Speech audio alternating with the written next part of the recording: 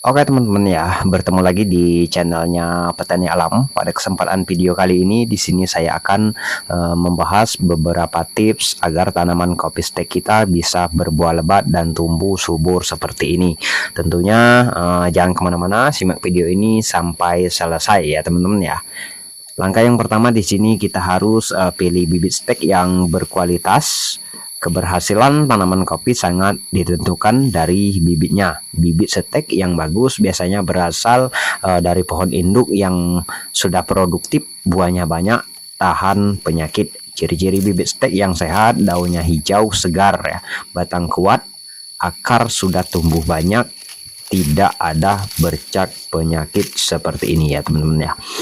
Bibit yang bagus akan tumbuh lebih cepat dan peluang berbuah lebih tinggi lagi ya teman-teman ya. Dan selanjutnya di sini juga ada penanaman di tanah yang sangat subur ya. Tanaman kopi sangat suka tanah yang gembur dan subur. Langkah penanaman, buat lubang tanaman sekitar 40 sampai 50 cm. Campurkan tanah dengan pupuk kandang yang sudah matang ya, ataupun pupuk kompos. Diamkan lubang sekitar 1 sampai 2 minggu sebelum ditanami kopi. Tanaman bibit kopi dan padatkan tanah secara perlahan. Lokasi terbaik untuk kopi yaitu ketinggian cukup sejuk, tidak terlalu panas, mendapat sinar matahari yang cukup ya. Kemudian bagaimana jika musim panas ya? Nah, di sini kita melakukan penyiraman yang cukup. Tanaman kopi stek masih sensitif terhadap kekeringan ya.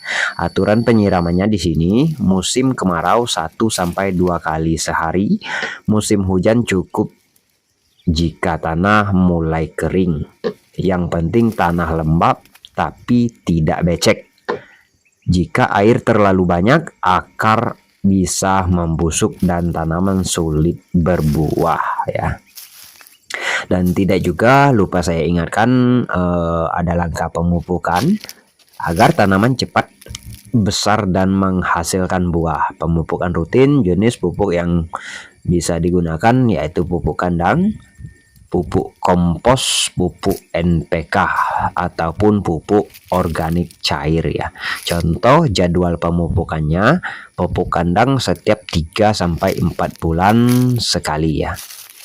Pupuk NPK-nya setiap 2 sampai 3 bulan sekali. Cara pemupukannya teman-teman bisa taburkan ataupun bisa melingkar di sekitar tanaman, jangan terlalu dekat dengan batang. Ini penting untuk merangsang pertumbuhan bunga dan buah ya. Dan kemudian di sini juga ada pemangkasan pada tanaman kopi. Pemangkasan sangat penting supaya tanaman fokus menghasilkan buah ya. Yang harus dipangkas yaitu cabang tua, cabang yang sakit, cabang terlalu rapat, cabang dan yang tidak produktif. Manfaat pemangkasannya, sirkulasi udara lebih baik, sinar matahari bisa masuk, buah lebih banyak. Biasanya pemangkasan dilakukan 2 sampai 3 kali dalam 1 tahun ya. Dan kemudian kita lihat juga gulma ya.